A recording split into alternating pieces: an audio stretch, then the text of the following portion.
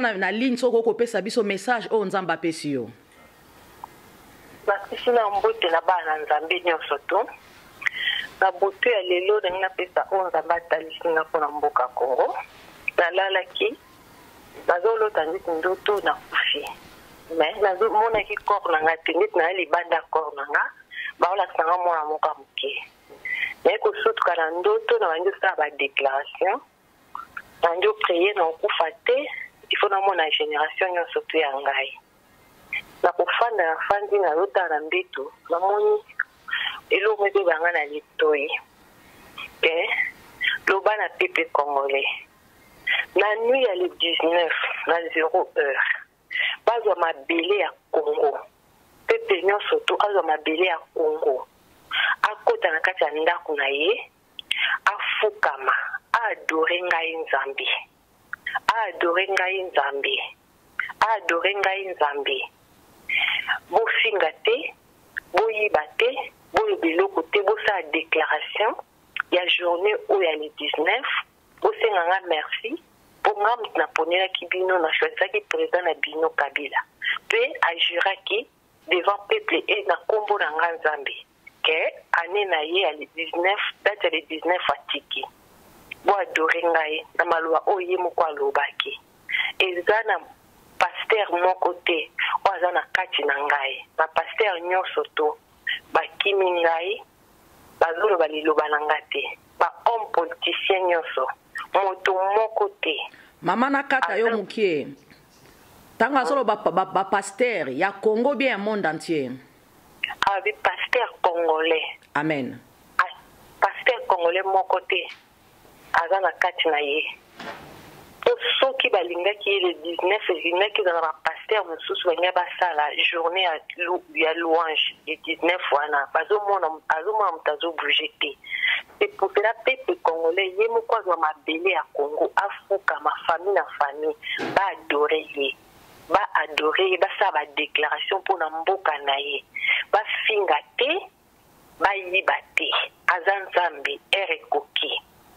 Ba homme politicien nyonso to et dans un homme politicien mon côté azo bunda na parole biblique nde Moïse abundela ki mboka na ye.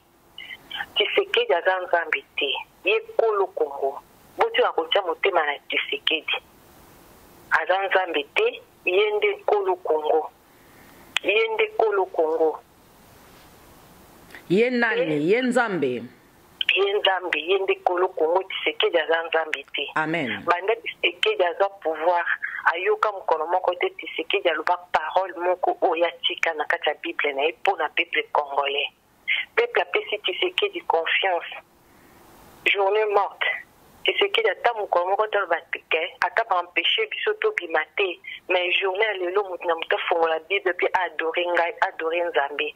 Tshisekedi abimisa kaka makila. Albitna pour ba Tshisekedi makila na ikiganga na génération na ye.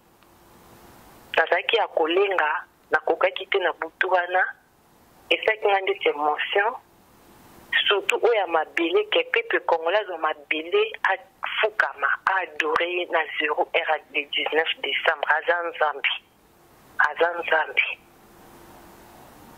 ya muka ona nyana pesa message on ngamba pesa na butu ya lolo pour la journée le 19 donc oaza mato ya koyoka ayoki oaza motema kondima anjini parce que ezanga te na lobby ezanzambe mtakulobi pona ebite na kozwa na idée kututeke tozwa zelo ya Congo to fukama to adorer nzambe donc na kout na zaki na idée wana te mais alobi ke to adorer le 19 moto ayiba te moto afinga te